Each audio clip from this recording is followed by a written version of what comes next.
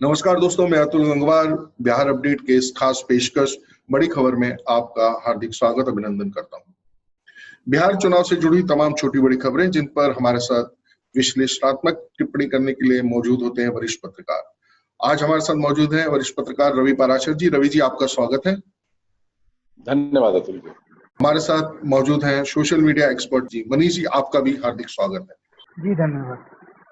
बिहार में जो चुनावी नाटक है, नौटंकी है, ड्रामा है या चुनावी युद्ध है, वह अपना जोर पकड़ता जा रहा है। लेकिन वहीं देखने में ये आ रहा है कि जो गठबंधन की राजनीति थी उसमें अभी तक कहीं कोई सामंजस्य स्थापित होता नहीं दिखाई दे रहा है। पल पल तस्वीर बदल रही है।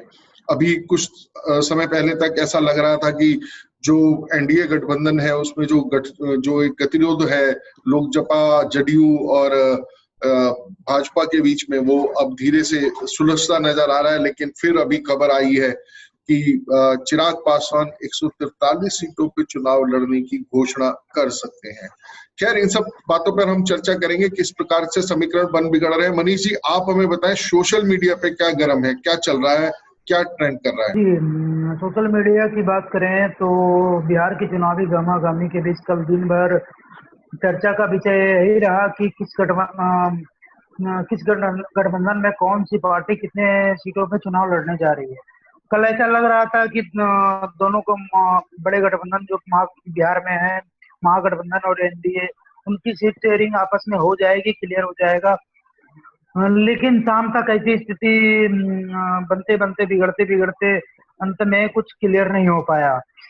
हालांकि कल रात में और सुबह में खबर आ रही थी कि महागठबंधन में सारी चीजें सुलझ सी गई है। कांग्रेस जो ज्यादा सीटों के लिए अड़ी हुई थी और राजद जो एक फिक्स सीट मान के चल रही थी कि हम इतनी सीटों पे चुनाव लड़ेंगे, उन दोनों के बीच जो मतभेद चल रहा था, और इसके अलावा माले जो कि वामपंथी दलों में एक महत्वपूर्ण पार्टी है, उनकी जो डिमांड थी, उन सारी चीजों को देखकर लग रहा था कि स्थितियां और बिगड़ती चली जाएंगी। लेकिन कल शाम तक इन दलों ने आपस में बैठकर बातचीत कर मामले को लगभग सुलझा लिया है। जहां तक खबर आ रही है, अभी तक तो कोई आधिकारिक घोषणा नहीं हुई है, लेकिन जो खबर आ रही है उसके आधार पर यही आ रही है कि राजद लगभग 134 से 139 सीटों पे चुनाव लड़ने जा रही है। कांग्रेस को उन्होंने 65 से 70 सीट देने का,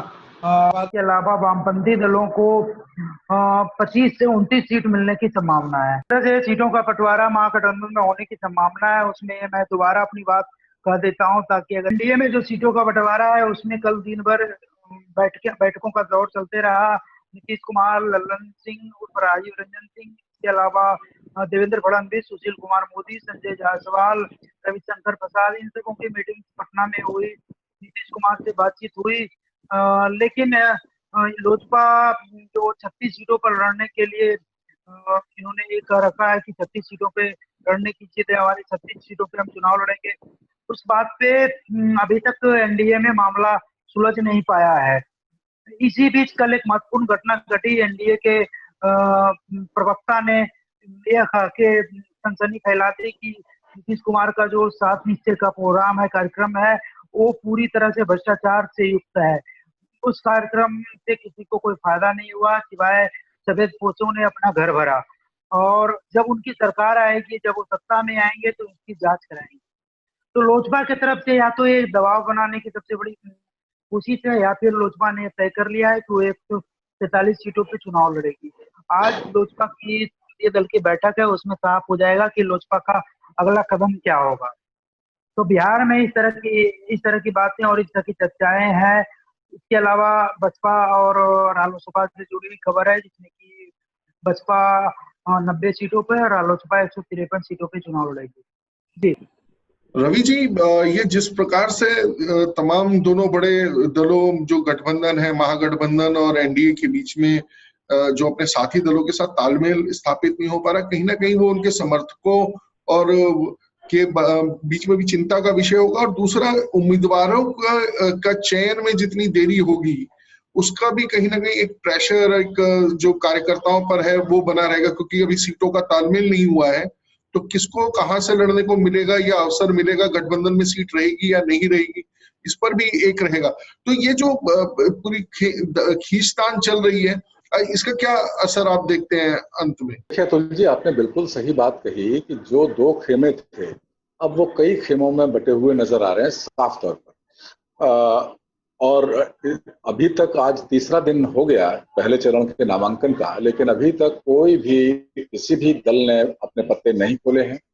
उम्मीदवार अपने अपने हिसाब से तैयारियों में लगे हैं, लेकिन उन उम्मीदवारों के बीच तनाव इस बात को लेकर है कि ऐन मौके पर कहीं उनकी जिस सीट की वो तैयारी कर रहे हैं, कहीं ऐसा ना हो कि वो सीट ऐन मौके पर बदल दी जाए। अब चूंकि पहले चरण का मतदान 28 अक्टूबर को होना है, तो बहुत ज्यादा दिन रह नहीं गए हैं। सारे उम्मीदवार इसी प्रत्याशा में लगे हुए हैं कि जल्दी से जल्दी उनके गठबंधन में उनकी सीट की स्थिति जो है वो क्लियर हो जाए। लेकिन एक बात बहुत स्पष्ट तौर पर मुझे आज की तारीख में लगती है कि जिस तरह से हम एंटी इनकम्बेंसी का फैक्टर बहुत बड़ा फैक्टर मान के चल रहे थे, 15 साल नीतीश कुमार को बिहार में मुख्यमंत्री बने हुए हो गए हैं, तो जाहिर है एक स्वाभाविक तौर पर एक बहुत अच्छा भी अगर आप काम करें तो भी एक इनकम्बेंसी का फैक्टर मतदाता के जहन में, उसके दिमाग में सामने आता है।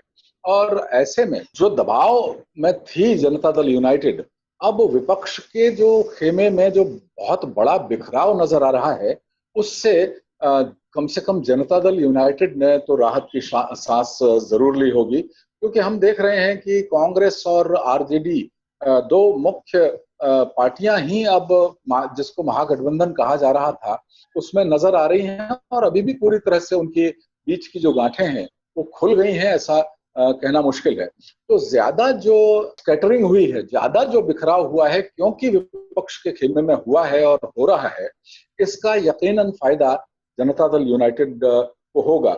और बीजेपी को हम भारतीय जनता पार्टी चूंकि सत्ता में सहयोगी करीब 13 साल से 13.5 साल से नीतीश कुमार के साथ है, हम शुरू से ही ये मान के चल रहे हैं, क्योंकि बिहार की सियासत की जो जमीनी हकीकत है उसको आंकते हुए कि बीजेपी को इस बार थोड़ा सा फायदा मिलने के आसार हैं। तो अगर उसकी सहयोगी संकट से उबरती हुई नजर आ रही है, तो यकीनन ये सत्तारूढ़ गठबंधन या कहें एनडीए गठबंधन के लिए बहुत अच्छी बात होगी। जहां तक एलजेपी का सवाल है, अगर वो 143 सीटों पर लड़ने का मन बना चुके हैं, जैसा कि हम जानते हैं कि बहुत पहले से, जब 3 या 4 महीने पहले से जब चुनावी बयानबाजी शुरू हुई थी गठबंधन वगैरह को लेकर के, तब से लेकर अब तक चिराग पासवान यानी एलजेपी के रुख में कोई बहुत बड़ा स्प्लिट या बहुत बड़ा बदलाव हम लोग देख नहीं रहे हैं। वो बिल्कुल उसी चीज पर अड़े हुए हैं। और आप एक घटना याद कीजिए, जब एक बिहार के एलजेपी के जिला प्रमुख ने नीतीश कुमार की तारीफ कर दी थी, तो 3-4 महीने पहले चिराग पासवान ने उसी दिन उनको पार्टी से बाहर का रास्ता दिखा दिया था।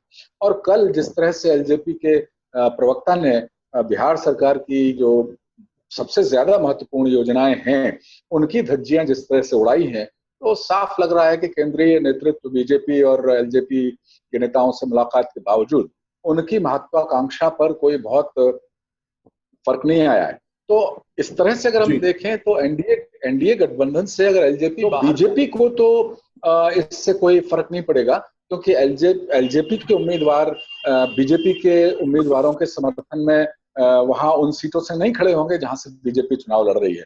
तो बीजेपी को मुझे लगता है कि थोड़ा खुश होना चाहिए।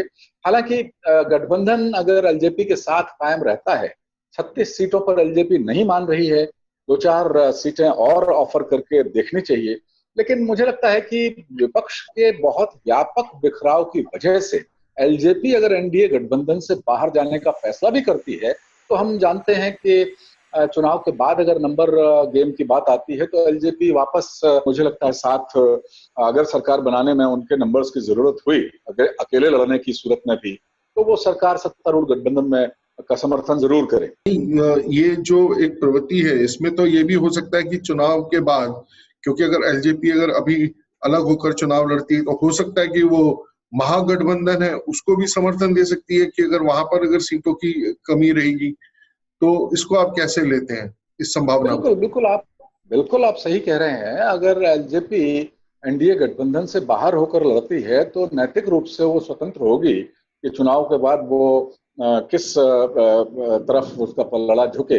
लेकिन क्योंकि हमें ये याद रखना चाहिए, क्योंकि एलजेपी केंद्र में एनडीए गठबंधन में शामिल है और बाकायदा चिराग पासवान के पिता केंद्रीय मंत्री हैं वहां पर, तो मुझे लगता है कि बीजेपी के साथ बीजेपी जिस गठबंधन में है, बिहार चुनाव में अगर ऐसी नौबत आई कि एलजेपी की सीट्स की जरूरत बीजेपी के खेमे को हुई, तो मुझे लगता है कि केंद्र की सियासत को देखते हुए इस बात की संभावना ज्यादा है कि चिराग पासवान एनडीए का साथ दें। क्योंकि देखिए, अभी केंद्र में केंद्र सरकार अभी 3 साल से ज्यादा का कार्यकाल केंद्र सरकार का बाकी है।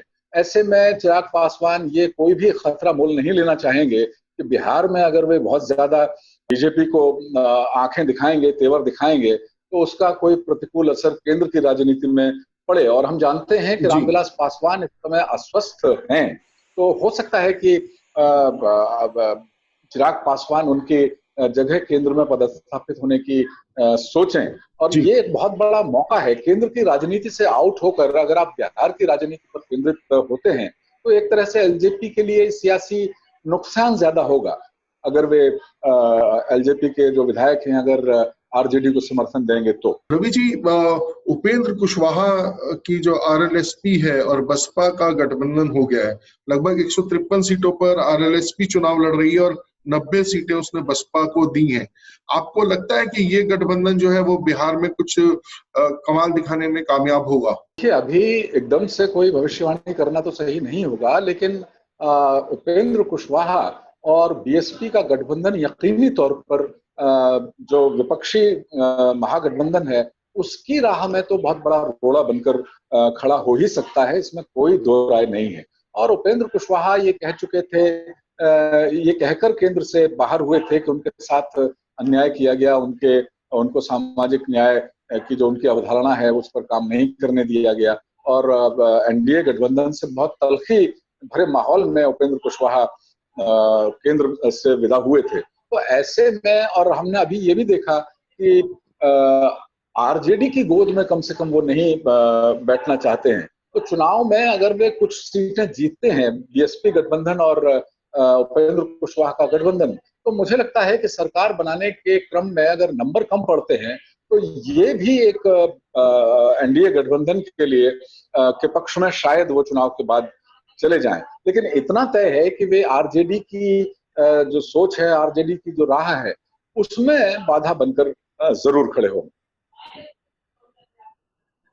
जी बिल्कुल, और ये देखना दिलचस्प होगा कि ये जो चुनाव पूर्व जो खिचड़ी पक रही है वो चुनाव के बाद किस जगह पर कैसे उसका एक फल देखने को मिलता है। मनीष, एक बात और जाननी है, मुनव्वर राणा की बिटिया है वो कांग्रेस ज्वाइन कर रही हैं और उम्मीद है कि वो कांग्रेस के टिकट पे चुनाव लड़ेंगी। कुछ नए चेहरे, कुछ बदले हुए चेहरे भी रण में दिखाई दे रहे हैं। जो पुष्पम प्रिया चौधरी हैं वो भी दिखाई दे रही हैं, उन्होंने भी कुछ घोषणा की।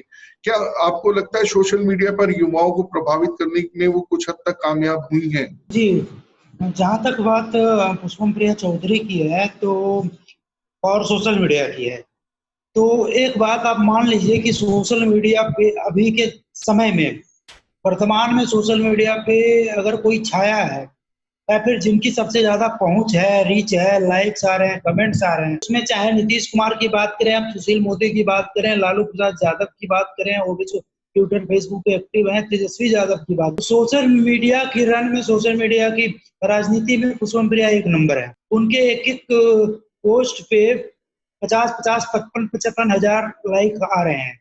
बिहार के किसी भी नेता के पोस्ट पे ऐसे लाइक्स नहीं आ रहे हैं। तो सोशल मीडिया की बात हो तो उसमें पुष्पम प्रिया आगे है, लेकिन बात जहाँ तक जमीनी हो, बात चुनाव जीतने की हो, बात लोगों से जुड़ने की हो, हालांकि पुष्पम प्रिया चौधरी बहुत प्रयास कर रही हैं लोगों से जुड़ने का। उन्होंने अपना एक क्षेत्र भी घोषित किया, बांकीपुर से वो चुनाव लड़ने जा रही हैं। इसके अलावा एक क्षेत्र उनका दरभंगा से होगा और कौन सा होगा ये अभी तक क्लियर नहीं हो पाया। तो वहां पे उनके लिए संघर्ष है, एक पुरानी और राजनीति और एक वैकल्पिक राजनीति में जो संघर्ष होता है वो संघर्ष है। जो पुरानी राजनीति है वो वो नेताओं को नकली नेता कहते हैं और कहती हैं और खुद को असली नेता कहती हैं। तो एक वो लड़ाई कहाँ तक सब उस लड़ाई में वो कहाँ तक जीत पाएंगी, वो आने वाला वक्त बताएगा, वो चुनाव बताएगा। जी जी। रवि जी, जो पुष्पम प्रेम चौधरी ने एक तहलका सा मचाया था और एक धमाका भी किया था, अपने आप को as a CM candidate project किया था और बड़े बड़े पोस्टर्स और विज्ञापनों के सहारे वो चुनाव मैदान में उतरने की उन्होंने बात कही थी। लेकिन कहीं ना कहीं 2 सीटों से चुनाव लड़ना कहीं ना कहीं ये उनके अपने आत्मविश्वास को भी कहीं धक्का देता है और जनता के मन में भी एक उनकी जो गंभीरता है चुनाव को लेकर उसको भी दर्शाता है, क्योंकि पोस्टर्स और जो मनीष जी का कहना है सोशल मीडिया एक्टिविज्म के अलावा धरातल पर वो कहीं नहीं दिखाई देती और कहीं ना कहीं उनके समर्थकों के लिए ये भी अजीब सी बात होगी कि वो 2 सीटों पे चुनाव लड़ना चाहती हैं। अतुल जी, जैसा कि आप ने सवाल किया, बिहार की राजनीति में पुष्पम प्रिया चौधरी जिस तरह से धमाकेदार तरीके से आई थी, अखबारों में बड़े बड़े विज्ञापन, और वो भी सियासी सोच के नहीं, सीधे भावी मुख्यमंत्री के तौर पर खुद को प्रोजेक्ट करते हुए उन्होंने विज्ञापन दिए थे। तो उस समय उनकी चर्चा बिहार तो क्या पूरे देश में होने लगी थी कि ये एक नया तरीका है सियासत में एंट्री का। बहुत सारे लोग सियासत में आते हैं, लेकिन इस तरह से अखबारों में बहुत बड़े बड़े विज्ञापन जारी करके, और वो भी पॉलिटिकल सोच या पॉलिटिकल पार्टी के लॉन्चिंग के नहीं, खुद को बिहार का मुख्यमंत्री प्रोजेक्ट करते हुए। तो उस समय पूरे देश में पुष्पम प्रिया चौधरी को लेकर और बिहार की सियासत को लेकर जो चर्चा हुई थी, अजीब सी बात है कि जब चुनावी रण बज चुका है, चुनावी बिगुल बज चुका है, शंख बज चुका है, शंखनाद हो चुका है, तब पुष्पम प्रिया चौधरी जमीन पर इस चुनावी रण में कहीं दिखाई नहीं दे रही हैं। और आपने बिल्कुल सही कहा कि 2-2 सीटों पर किस्मत आजमाने का जो फैसला उनका है, वो कहीं ना कहीं उनके आत्मविश्वास के डामाडोल होने का प्रतीक कहा जा सकता है। लेकिन मेरी जानकारी के मुताबिक हुआ ये है कि उन्होंने जमीन पर या लोगों से मेल मुलाकात में समय बहुत ज्यादा जाया किया। तकनीकी तौर पर एक राजनीतिक पार्टी के तौर पर प्लूरल्स का जो रजिस्ट्रेशन का मामला है, वो अभी तक चुनाव आयोग में लंबित है। इस बारे में उनको समय रहते उनके समर्थकों को और उनके जो चाहने वाले हैं या इस स्थिति में उनके साथ जुड़े हुए हैं, उनको इस तरफ बहुत ज्यादा ध्यान देना चाहिए था, ताकि चुनाव की अधिसूचना जारी होने से पहले प्लूरल्स या किसी और नाम से, जिस भी नाम से उन्होंने पार्टी अपनी सोची हो बिहार में लॉन्चिंग की, वो कम से कम तकनीकी आधार पर बिहार की राजनीति में जीवित हो जाती। और अब ऐसा लगता है कि पहले चरण के बाद के जो 2 चरण और होने हैं, शायद उस समय उनकी पार्टी का रजिस्ट्रेशन क्लियर हो जाए। शायद इस बात का अंदेशा पुष्पम प्रिया चौधरी को रहा भी होगा, और इसीलिए अगर प्लूरल्स का हम होम पेज देखें डिजिटल मीडिया पर, तो उन्होंने 10 साल मांगे हैं बिहार की जनता से, और उसमें से ये देखना होगा कि जो विज्ञापन उन्होंने दिया था उससे लेकर अब तक कितने वर्ष हो गए। तो 10 साल उन्होंने बिहार में बिल्कुल सोच की जो लड़ाई है उसको लड़ने के लिए और अपने आप को सीएम के तौर पर प्रोजेक्ट करने के लिए 10 साल उन्होंने मांगे हैं। लेकिन देखिए, केवल डिजिटल मीडिया पर टोटके करने से या लाइक्स बढ़ जाने से हम जानते हैं कि बिहार जैसे प्रदेश की सियासत में अपना राजनीतिक कद बढ़ा लेने की जो महत्वाकांक्षा है या मंशा है, वो पूरी नहीं होने वाली है। तो मुझे लगता नहीं है कि इस विधानसभा चुनाव में पुष्पम प्रिया चौधरी की प्लूरल्स का कोई बहुत अच्छा भविष्य सामने आएगा। लेकिन हाँ, एक दखल, एक दस्तक जो छोटी ही सही, वो स्वागत योग्य है, क्योंकि जब भी हम लोग सोचते हैं तो हम आम तौर पर जब भी किसी आम आदमी से बात करते हैं बिहार में या बिहार के बाहर चुनाव को लेकर, हर आम आदमी एकदम से उदासीन सा महसूस होता है। उसको लगता है कि यार क्या वोट देना, ये सब के सब तो एक ही जैसे हैं, किसी भी पार्टी के उम्मीदवार को चुने जाने के बाद कोई चुनाव क्षेत्र में नहीं आता, भ्रष्टाचार के काम ही होते रहते हैं। ऐसे माहौल में एक नई उम्मीद लोकतंत्र की जो लड़ाई है उसमें जगाते रहना, ये बहुत अच्छी बात है। और इस मंशा के साथ कोई नौजवान अगर सियासी रणनीति में, सियासी मैदान में कूदता है तो उसका हमको स्वागत करना चाहिए। लेकिन आप दिल्ली में हैं इस समय अतुल जी, आपको याद होगा कि जिस समय अन्ना आंदोलन चल रहा था और अरविंद केजरीवाल का जो पूरा संघर्ष था, उस समय ऐसा लग रहा था हम लोगों को, पूरे देश को लग रहा था कि ये एक नया विकल्प सियासी तौर पर उभर सकता है। और बाद में जब सियासी पार्टी आम आदमी पार्टी अरविंद केजरीवाल ने बनाई, तो अन्ना ने उनको बहुत कोसा, बुरा भला कहा। और अब तो हम देख रहे हैं कि दिल्ली में आपकी सरकार को इतने वर्ष हो गए हैं, तो अब हम देख रहे हैं कि जो आम आदमी उस समय सोचता था कि ये पूरे देश के लिए एक राजनीतिक विकल्प अरविंद केजरीवाल की आम आदमी पार्टी हो सकती है, लेकिन उसका क्या हुआ?